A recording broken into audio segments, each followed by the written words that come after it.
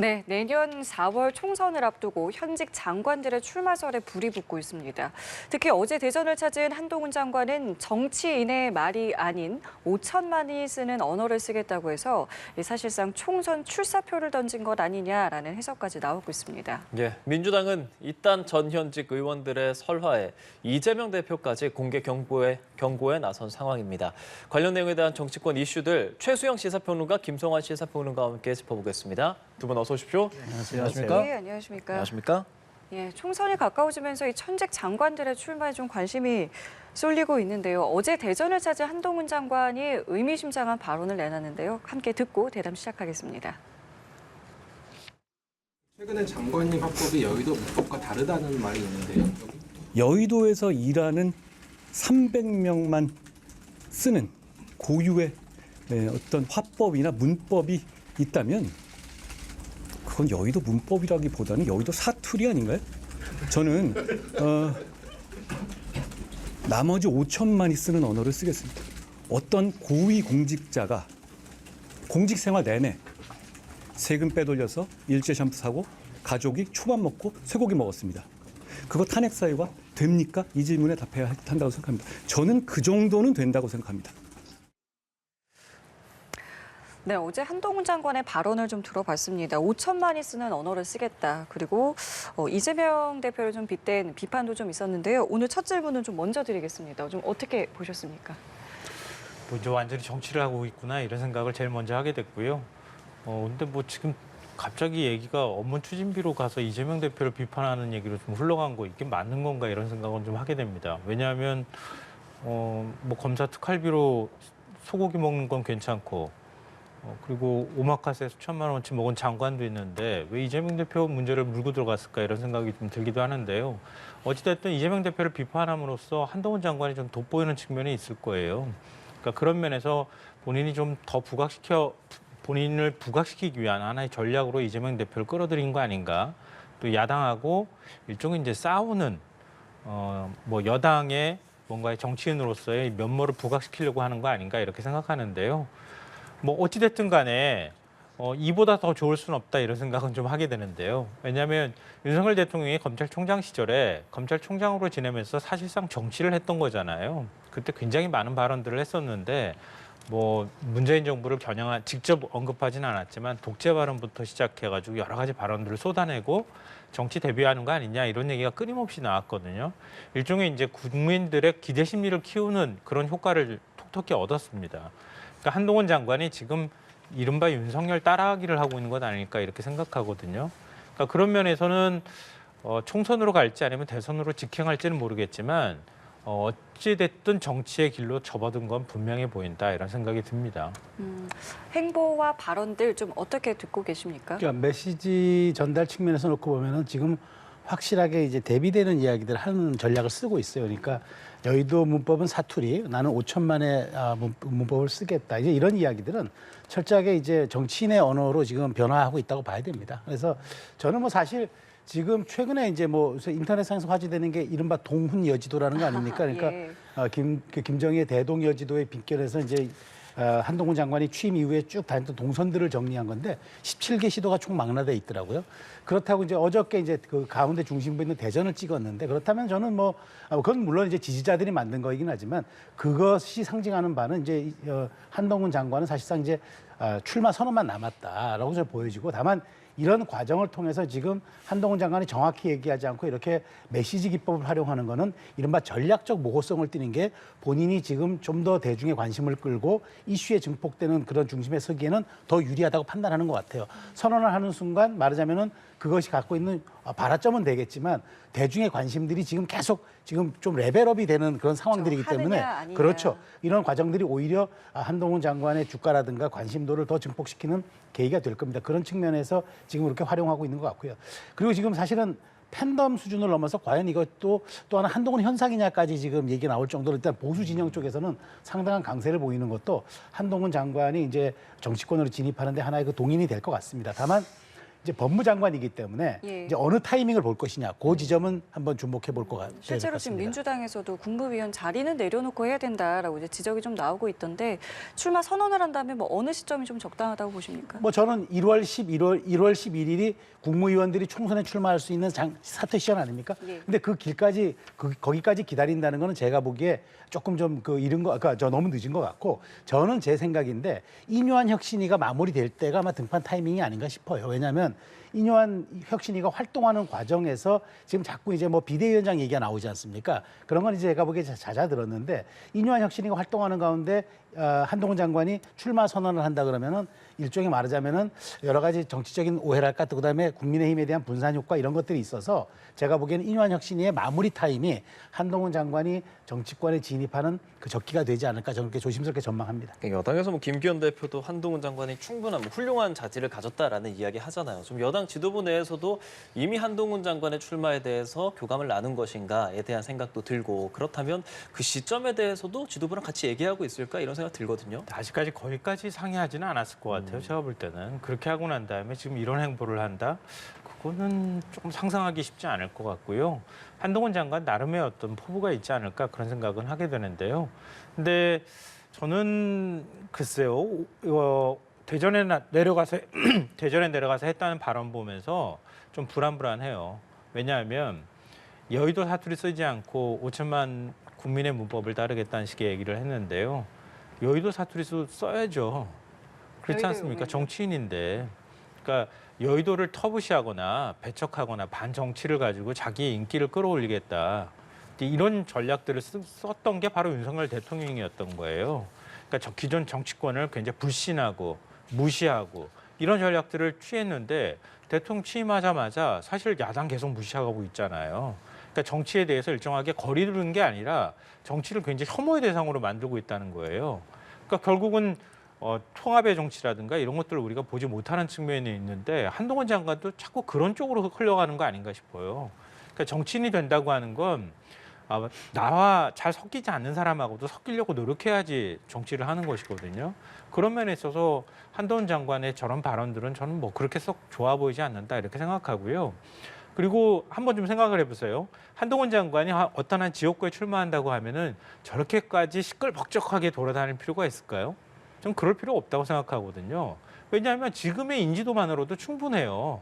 그냥 법무부 장관직 내려놓고 저 정치에 뜻이 있습니다, 이렇게 얘기하면 될 건데, 마치 대선 주자처럼 지금 막 전국 순회하면서 인기몰이하고 뭐 서울로 올라가는 KTX 표 끊어놨는데 사인해 준다고 무슨 연예인도 아니고 3시간 동안 뭐 편 뒤로 늦춰놨다 이런 얘기까지 들리고 있는 상황이잖아요.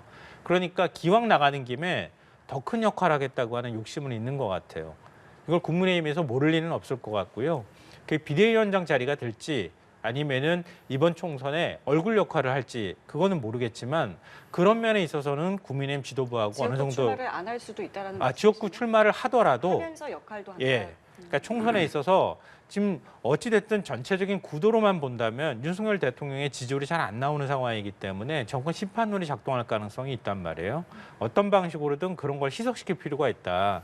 그러니까 한동훈의 얼굴을 좀 내세우면서 선거 분위기를 반전시키거나 분위기를 끌어올리는 역할을 맡기를 국민의힘 지도부도 원할 거고, 한동훈 장관도 기왕이면 정치 체급을 확 올려가지고 정치 무대에 데뷔하는 걸 원할 것이기 때문에 그런 면에서는 서로 간에 어느 정도 이해가 일치한다 이렇게 생각합니다. 예, 알겠습니다. 한동훈 장관의 행보 조금 더 지켜봐야 할 것 같고요.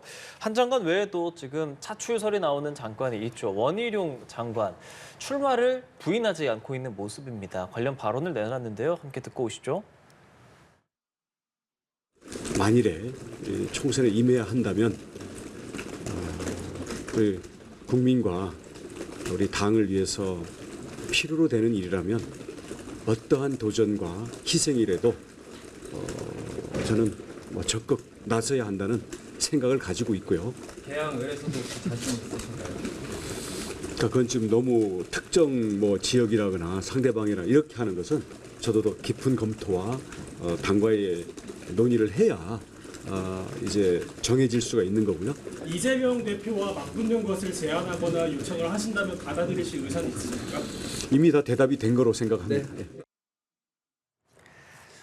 네. 예, 원희룡 국토부 장관, 민주당 이재명 대표 지역구인 인천 계양을 출마 관련해서 이야기들이 좀 나왔고 그에 대한 대답을 좀 했는데 이미 다 대답이 된 걸로 생각합니다라고 했습니다. 이게 어떤 대답일까요? 출마하겠다는 얘기죠. 지금 원희룡 장관의 그 키워드를 놓고 보면은 희생, 헌신, 도전 이게 지금 인요한 혁신이가 요구하고 있는 것과 똑같은 지금 사실은 그 말하자면 싱크로율이 100%입니다. 이 얘기 뭐냐면 지금 원 장관 같은 경우는 단순히 지금 사실은 저분이 이제 국회의원 3선을 했고 네. 광역단체장을 했고 지금 현직 국무위원이잖아요. 거칠 건 다 거쳤어요.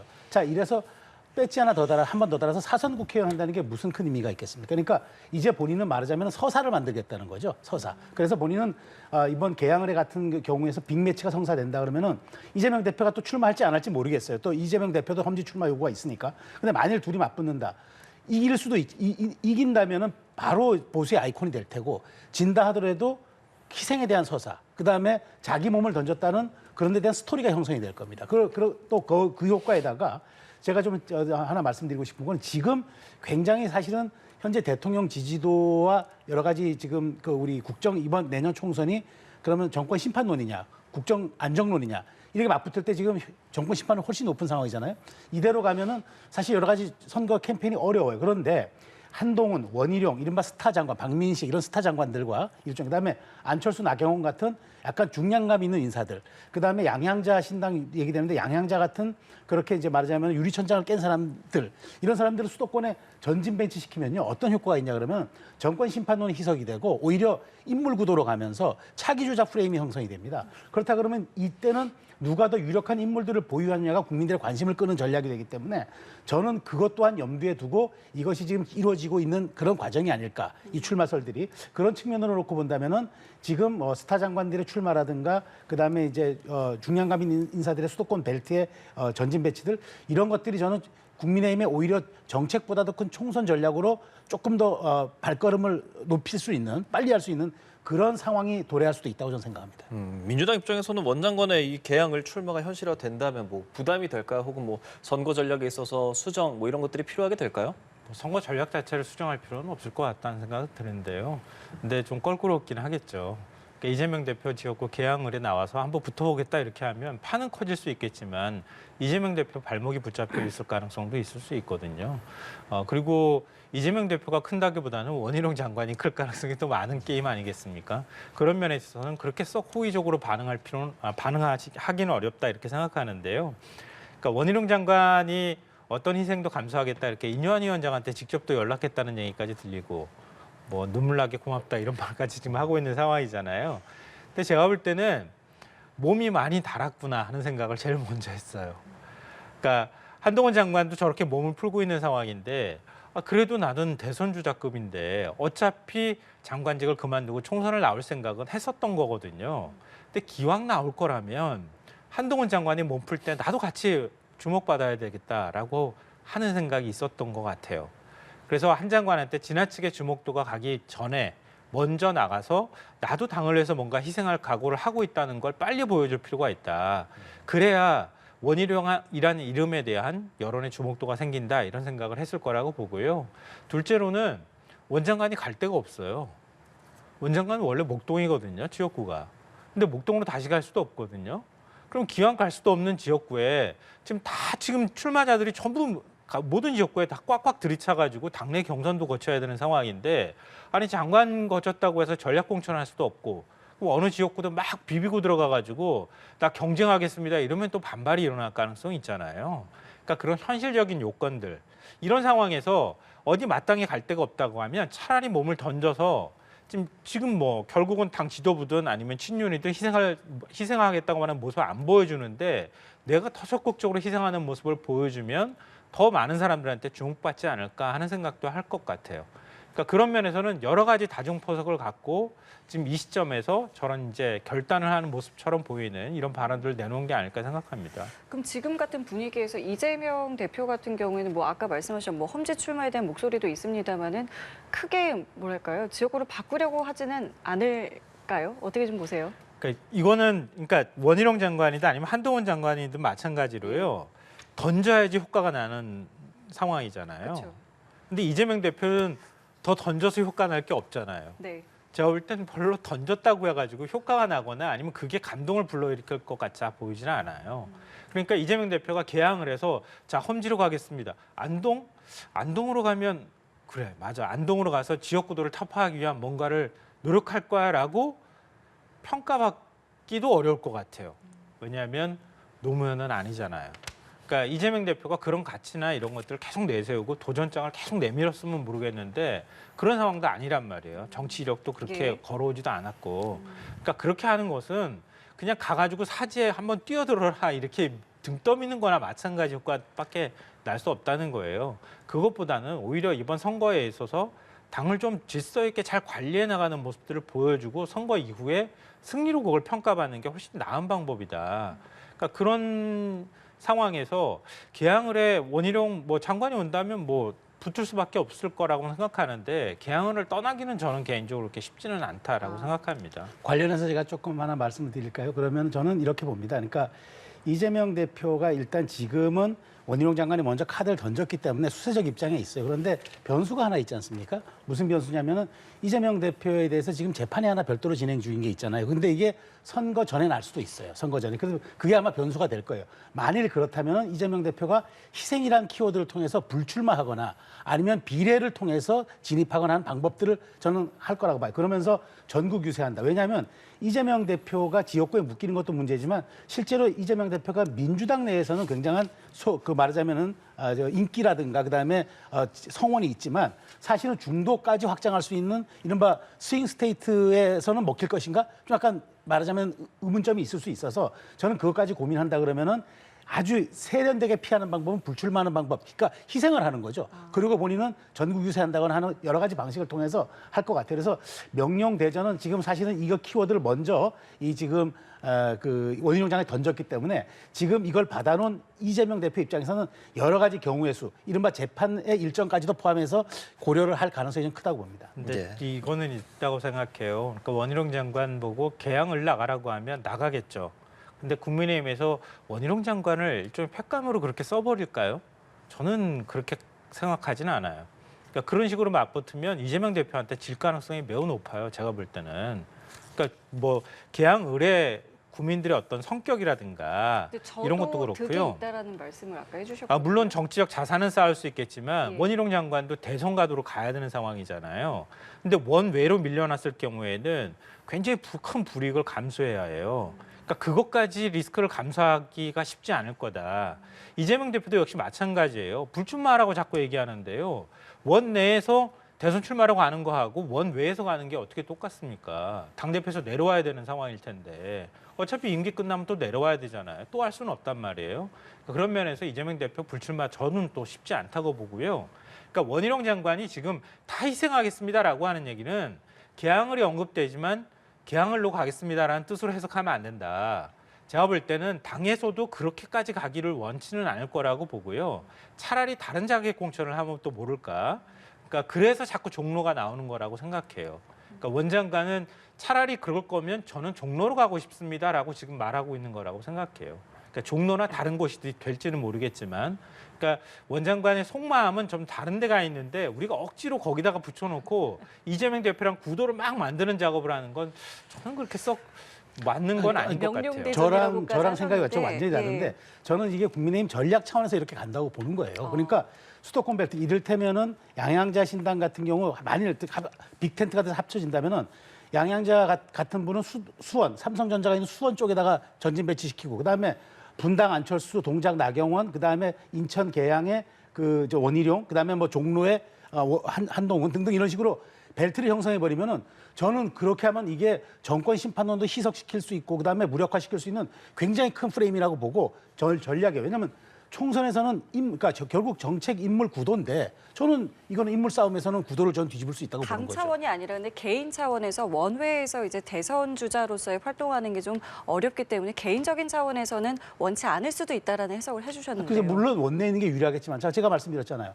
지금 광역단체장, 국회의원 3선, 국무위원 다 했는데 국회의원 한 번 더 4선이 무슨 스토리가 있습니까? 오히려 내가 선당 후사했다는 그 서사와 그 희생의 스토리가 더 훨씬 지지층과 중도에게 감동을 주죠. 그래서 전략적으로 저는 이게 암묵적으로 이해관계가 맞아떨어진 워딩일 수도 있고 전략일 수도 있다는 생각이 드는 거죠. 알겠습니다. 소고기하고 초밥 얘기 나왔지만 오마카세 때문에 안 돼요. 제가 볼 때는 또 그것도 호출될 거예요. 예, 알겠습니다. 뭐 두 분께서 뭐 정치인들 각각 인원들의 뭐 개인에 대한 평론을 조금 해주고 계시는데 이 인원에 대해서 어떻게 생각하시는지 궁금합니다. 국민의힘 혁신이 대전에 갔고 대전에서 이상민 민주당 의원 특강을 했잖아요. 이상민 의원은 국민의힘 입당을 완전 좀 염두에 두고 있는 걸까요? 어떻게 생각하세요? 그쪽으로 자꾸 쏠리는 것 같아요. 제가 볼 때는. 근데 저는 결코 바람직하지 않다고 생각해요. 그러니까 차라리 무소속 출마, 정 그렇게 할 것 같으면 무소속 출마를 하는 게 낫겠다 이렇게 생각하는데요. 왜냐하면 민주당에서 민주당의 뿌리를 갖고 있는 정당에서 5선을 했어요. 5선을 했는데 민주당이 물론 본인 스스로는 정남이가 떨어졌다 이렇게 얘기는 하고 있지만 그래도 당에 있어서 5선까지 한 인물인데 튕겨져 나가서 난 국민의힘으로 갈 거야. 난 한 번 더 국회의원 하는 게 중요해. 6선 하는 거 물론 중요하다고 생각할 수 있겠지만 그런 식의 태도를 취하게 되면요. 제가 볼 때는 그렇다고 당선이 될 수 있을까 하는 생각은 좀 한편으로 들고요. 정치 역정이나 인생에 있어서도 결코 그렇게 좋은 기록으로 남을 것 같지는 않다. 그러니까 본인은 그런 욕심을 낼 수는 있겠지만 그게 큰 틀 안에서 이상민 의원을 평가할 때는 좋은 평가를 받기 어렵고 결국은 철새라고 하는 딱지가 붙게 될 가능성이 매우 높다 이렇게 생각합니다. 어제 강연에서 어떤 이야기를 했는가 이 부분도 좀 궁금했는데 윤 대통령의 변화를 좀 강조를 했어요. 그래서 이 수직적 당정 관계가 좀 변화해야 된다라고 좀 강력하게 이야기를 했는데 왜 이야기를 했을까에 대한 이제 해석들도 좀 나오더라고요. 어떻게 좀 들으셨습니까? 저는 이제 두 가지 측면이 있다고 봐요. 하나는 너무 명분 없이 들어가는 것 아니냐. 물론 이제 말하자면 그 지금 뭐 말씀하신 것처럼 민주정당 계열에서 이제 모선을 하신 분이 너무 쉽게 이제 말하자면 비명계하고 당의 혁신을 요구했지만 그렇다고 해서 어떻게 국민의힘을 입당하느냐 하니까 전제 조건은 다른 거죠. 근데 이 전제 조건은 당연히 속내가 이럴 것 같아요. 저는 국민의힘에서 이상민 장관이 오는 건 매우 반긴다고 하고 버선발로 뛰어나간다고 조정훈 의원은 얘기했지만 실제 이분이 와서 당선되면 6선이에요. 국회의장 후보입니다. 그 민주당에서도 또 남아서 된다 그래도 마찬가지고요. 그러니까 저는 그런 것들, 그러니까 말하자면은 또 이분이 오면은 어떤 지역에 자기 지역에 지금 간다 하더라도 그 지역을 준비했던 사람과 교통정리 또 어떻게 할 것이냐 이런 여러 점들이 있어서 지금 가는 차원에서 확실한 교통정리를 좀 요구하고 있는 것 같은 생각이 들고 또 하나는 명분을 확실하게 조금 더 내가 보유한 다음에 12월 달에 이게 들어가겠다. 지금 이제 말하자면 김기현 대표가 꺼낸 빅텐트론이 있지 않습니까?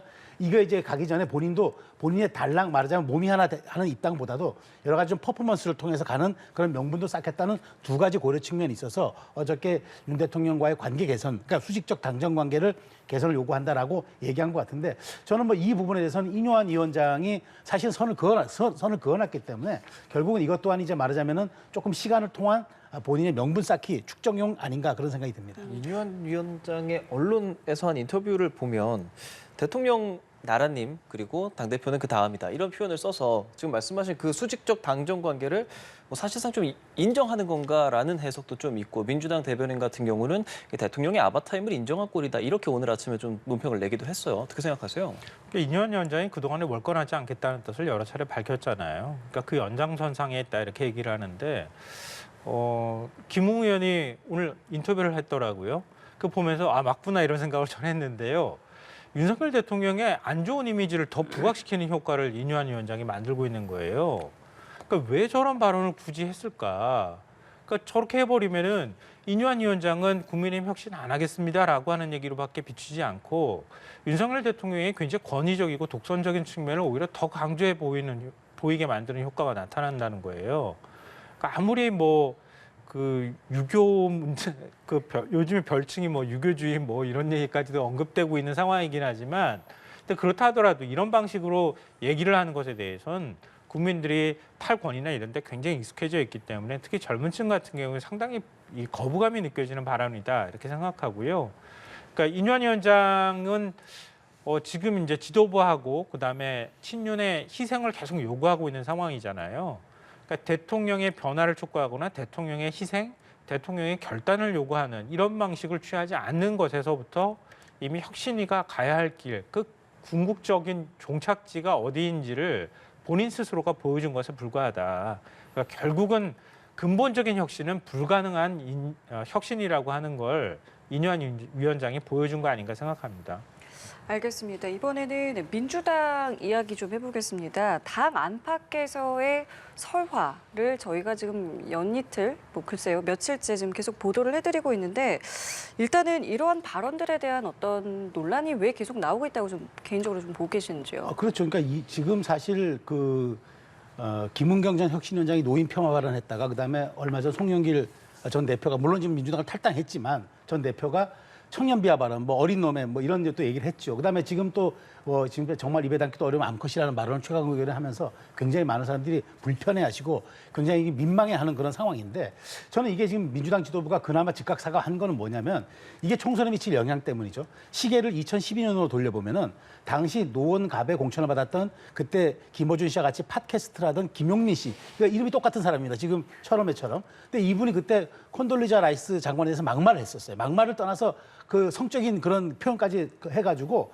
이게 굉장한 역풍이 불어가지고 그때 수도권을 포함해서 새누리당이 153석이라는 압승을 했습니다. 그래서 박근혜 전 그때 당시 비대위원장 겸 당대표가 완전히 그때 이제 당권 거머쥐고 대선 후보로 가는 이제 그런 게 계획이 됐었는데 그런 기억이 있는 거죠. 그리고 지난 총선에서도 국민의힘 계열이죠. 그러니까 그러니까 통합당에서 그때 몇몇 인사들이 또 부적절한 발언했던 게 총선에서 악영향을 끼쳐요. 그러니까 지금 그렇지 않아도 결국은 이게 양쪽 지지층을 보는 선거가 아니라 경선은 그럴지 몰라도 최소한 선거는 이른바 중도층, 스윙하는 그런 계층들의 중도의 마음을 얻어야 되는데 이런 게 중도의 마음을 완전히 떠나가게 하거든요. 그래서 민주당이 위기감을 느끼고 즉각 대처한 것 같은데 저는 이렇게 돼서는 안 된다고 더 나아가서 저는 이재명 당대표가 더 센 얘기를 해야 돼요. 마치 주어 없이 주어도 없고 누구한테 얘기한 것도 없이 그냥 말 조심들 해라 이렇게 얘기하면 안 되고 정말 이것을 공천에 반영하겠다든지 물론 최강욱 의원은 지금 의원도 아니고 지금 출마하기 어려운 상황이지만 그럼에도 불구하고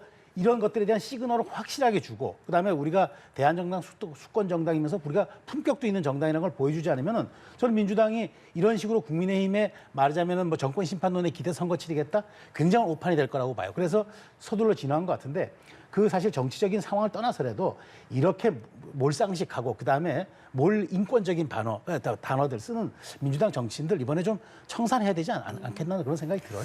공개 경고를 말씀처럼 하긴 했습니다만은 좀 잠잠해지고 좀 사그라질 수 있다고 보십니까? 그렇게 쉽지 않다고 생각해요. 지금 민주당에 근본적인 문제가 있지 않을까 생각하는데요. 민주당은 우리는 그래도 국민의힘하고 비교하면 훨씬 도덕적이고 훨씬 나름대로의 역량을 갖추고 있는 정당이야라고 착각하고 있는 것 같아요. 국민들은 그렇게 결코 보지 않는다는 거예요. 민주당하고 국민의힘이 무슨 차이가 있습니까? 민주당이 그만큼 사회적 약자에 대해서 선명성 가지고 있습니까? 그거 버린 지 오래됐어요. 국민의힘에서 얘기하는 것처럼 8.6 운동권 정당이라고 하는데 민주당에서는 굉장히 억울할 거예요. 저는 그 마음은 하겠는데 그럼 그렇지 않으면 민주당이 뭘 보여주고 있는 거예요? 국민들은 지난 대선에서 보여줬잖아요. 그러니까 윤석열 대통령을 뽑고 0.73%라고 하는 퍼센트가 차이 나면서도 그렇게 선택했던 거는 화가 나기 때문에 그렇게 선택한 측면도 있단 말이에요. 문재인 정부한테 실망했던 여론도 거기에 더해졌기 때문에 윤석열 대통령이 탄생할 수 있었다고 생각하거든요. 그러니까 국민의 투표 행위라고 하는 거는 이성적인 모든 면에 있어서 이성적으로 갖다 놓고 판단해서 거기서 투표 행위가 이루어졌다기보다는 누구를 심판하기 위해서 투표하기도 하고요. 화가 나서 투표하기도 하고 싫어서도 투표를 해요. 근데 민주당은 왜 자기들은 또 그 이성적으로 판단할 거라고 착각을 하느냐. 그러니까 민주당이 앞서 말씀하셨던 것처럼 선거 직전에 이런 문제가 계속 누적됐더라면 선거 질 수도 있는 상황이라고 저는 생각해요. 그러니까 민주당이 그런 면에 있어서 좀 전략적으로 자기 당을 좀 재조직하는 과정들을 만들 필요가 있다. 그런 의지가 후보 공천하는 과정에서도 뚜렷하게 드러나줘야 한다. 그래야 비교 우위가 생긴다. 말씀처럼 좀 더 강한 어떤 메시지라든가 조치가 좀 필요하다는데 공감을 하시는 겁니다. 바로 그 말씀 드리려고 했는데요. 예. 이재명 대표의 리더십이 시험대 위에 오른 겁니다. 임계점을 제가 볼 땐 지났어요.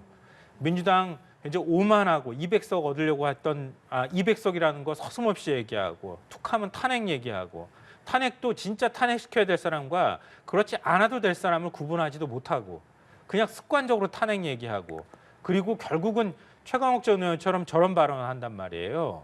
이거는 이재명 대표가 이번에는 확실하게 징계를 하던가 뭔가를 보여주지 않으면 안 되는 상황까지 왔다. 그러니까 최강욱 전 의원 이제 손절해야 된다고 좀 봐요. 그렇게 해야 그 정도까지 가야 20대, 30대 여성들이 지난 대선 때 이재명 대표 전폭적으로 지지해줬잖아요. 그랬던 여성들 표라도 건질 수 있다. 그러니까 민주당이 해이하거나 나태하게 대처해서는 절대 안 된다고 생각하고요. 하나만 더 말씀드리면 저는 지금 뭐 윤석열 정부나 국민의힘이 정책적인 측면에서 여러 가지만 한꺼번에 쏟아내고 있는데 결코 그게 선거에 크게 도움될 거라고 생각하지는 않지만 다만 하나의 메시지는 있어요. 이겨야 한다고 하는 절박감이에요. 민주당은 지금 뭘 이기겠다고 하는지 잘 모르겠어요. 절박함도 없이 저런 식의 모습을 취하면 전 다음번 총선에서 민주당 진다고 봅니다. 그러니까 지금 이재명 대표가 어쨌든 뭐 정책의 선명성 부분에서라는 혹은 뭐 이제 원 내외의 어떤 이제 인물들에 대한 어떤 통제에서 리더십의 시험대에 올랐다고 말씀하셨는데 이거 좀 어떻게 타개해 나가야 된다고 보세요? 동의합니다. 지금 이재명 대표의 처신은 부자 몸조심하는 거예요. 이렇게만 버티고 조용히 있다 그러면 우리가 이긴다고 생각하는 것 같은데 그건 오산이죠. 제가 보기엔 큰 오산이고 정말 그 본질적인 혁신, 그다음에 국민의힘의 지금 이 혁신과 주목도를 어떻게 따라잡을 겁니까? 그런 측면에서 들여다볼 필요가 있다고 생각합니다. 예, 잠시만요. 저희가 앞서 두 분과 이제 민주당 이재명 대표의 이제 리더십에 대해서 리더십을 조금 더 발휘할 때이다라는 이제 이야기를 들었는데 마침 민주당이 이제 경선 룰의 방향성을 조금 보이는 이제 좀 내용이 나왔습니다. 일단은 현역 프리미엄을 조금 낮추겠다 이런 취지인 것 같아요. 지금 이 방향성은 좀 어떻게 보셨습니까? 지금 물갈이 신호탄을 쏘기 시작했다. 저는 그렇게 생각하는데요. 왜냐하면은 현역 하위 평가자 20%에 대해서는 20% 감산을 했거든요. 근데 상위 20%, 10에서 20%는 그냥 20% 감산으로 두고 10% 이하는 30% 감산으로 가겠다.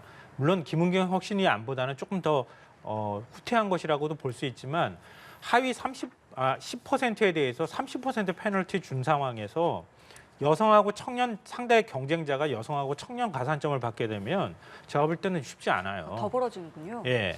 그러니까 그렇기 때문에 지금 현역 의원들 가운데 뭐 넓게 잡으면은 그 10% 정도면 17명 정도잖아요. 그러니까 그 인원은 교체될 가능성이 매우 높아진다. 이렇게 봐야 되거든요. 근데 거기에 또 경선을 거치는 과정에서 또 물갈이가 될 가능성도 있고 그렇기 때문에 보통 뭐 한 30-40% 물갈이 된다고 하지만 그 정도는 자연스럽게 물갈이가 될 상황이 될 수도 있다. 그런 면에서 나중에 뭐 공천 심사를 어떻게 하느냐에 따라 다르긴 하겠지만 결국 민주당 입장에서 새로운 인물을 영입하는 과정들도 물론 있을 거고요. 그러면서 자연스럽게 이번에 공천 혁신을 통해 가지고 인물을 통해서 이번 선거를 치르겠다고 하는 의지의 일단을 보여준 것이다 이렇게 생각합니다. 예, 어떻게 좀 평가하세요? 저는 약간 이게 절충안 같아요. 그러니까 이제 이런 거잖아요. 이재명 대표 그다음에 문재인 전 대통령 이렇게 자기 그 경력에다가 그것을 특정인 정치인의 이름을 쓰는 거 맞겠다 이런 거잖아요. 이거는 비명계 요구를 들어준 거죠. 왜냐하면 얼마 전에 이제 한 지역에서 여론조사를 돌렸는데 이재명 대표의 특보라고 얘기하고 이제 측근이라고 표시되니까 현역을 이겨버렸어요. 여론조사 경선에서. 이제 물론 이제 잠수정으로 돌린 거죠, 그냥. 그런데 이제 이렇게 되면은 앞으로 못 써요. 저는 옛날 생각이 나는데 예전에 바로 지난 10년 전 총선에서 노무현 기획위원이라는 거 쓴 사람들이 무지하게 많았는데 그거 못 쓰게 했었어요. 왜냐하면 그걸 쓰면은 그게 굉장히 유리하게 경선에서 유리하게 되니까. 특히나 지금 이재명 대표 같은 경우는 친명 그계에 대해서 특히나 이제 강성 지지층의 지지가 높기 때문에 이걸 쓴다 그러면은 굉장히 말하자면 현역인들이 위험하죠. 그래서 여기에 대해서는 이제 비명계 요구를 들어준 거고, 그다음에 하위에 대해서 말하자면 하위를 받은 사람들에 대해서는 감산 비율을 높인 거는 그런 현역 말씀하신 것처럼 물갈이에 대한 이제 신호탄인 거죠. 그러니까 이거는 또 지금 말하자면 신인들 특히나 말하자면 친명계 사람들의 원내 진입을 또 열어준 케이스라 볼 수 있어요. 게다가 사무총장이 아직까지 바뀌지 않은 건 사무총장이 경선을 붙일 때 배수를 할 건지 3배수를 할 건지 4배수를 할 건지 이런 경우는 또 총장의 권한이 아직도 있어요. 그래서 여러 가지 이거는 지금 말하자면 여러 가지 지금 당에서 요구가 분출되니까 절충안을 가진 것 같은데 글쎄요. 근데 이게 중앙위 승인도 거쳐야 되고 지금도 비명계가 요구하는 거는 그겁니다. 사무총장의 권한이 너무 과도하다라는 거기 때문에 이 부분까지 얼마나 손댈지 아직 남은 과제이긴 한데요. 어쨌든 민주당이 총선 전국으로 더 가긴 가는데 지금 이재명 대표에 대한 여러 가지 좀 말하자면은 호가호위하는 사람들에 대한 그런 비판 여론 혹은 여기에 대한 말하자면 그 쇄신 여론을 좀 감안했던 그런 측면이 있는 이번 개선안이다. 아직 결론은 안 났지만 저는 그런 차원으로 이해하고 있습니다. 그러니까 잘 말씀해 주셨는데요. 그러니까 국민의힘하고 민주당이 좀 다른 측면은 민주당은 공천 과정에서 전략 공천을 지나치게 과하게 한다거나 아니면 누구를 솎아낸다거나 이걸 인위적으로 잘 못해요. 그러니까 시스템 공천이라고 해서 그냥 맡겨두는 룰에 맡기는 경향을 갖고 있단 말이에요. 또 국민의힘은 지금 불출마 압력을 막 넣고 있는 상황이란 말이에요. 그러니까 민주당은 그 안에서 내부적인 시스템 안에서 자연스럽게 물갈이가 되는 방법들을 선택할 수밖에 없다. 그러니까 비명계에서도 크게 반발하기 어려운 그런 안들을 자꾸 선택해 가는 과정이 있는 거죠. 그러니까 누구를 인위적으로 뭔가를 솎아내거나 아니면 내치는 방법들을 선택하지 않는다고 하면 이게 나중에 가가지고는 지난 총선 때 국민의힘이 패했던 게 막 영남에 있는 의원들을 서울로 막 뽑아 올린다거나 이렇게 해서 진 거란 말이에요.